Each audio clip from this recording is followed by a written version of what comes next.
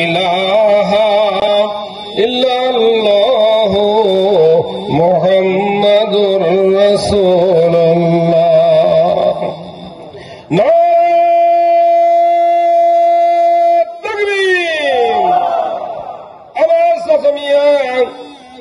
Hossain Ali master সাহেব তার নাতনি মরহুমা আজওয়ার জন্য দোয়া চায়।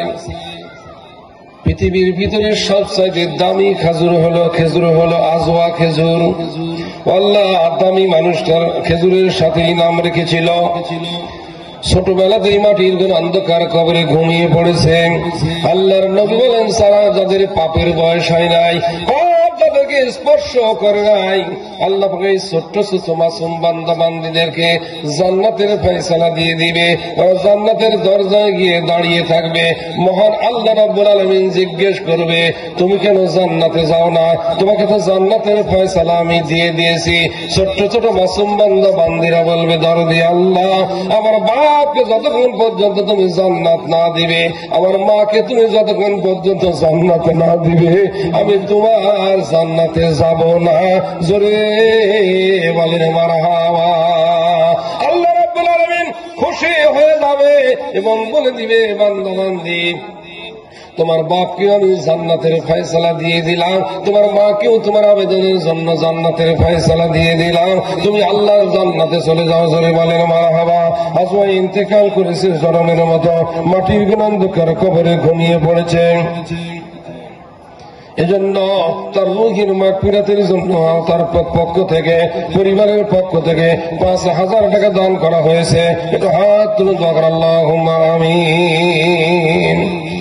মোনাজাত করি রে আল্লাহ, ছাড়িয়া চোখের পানি,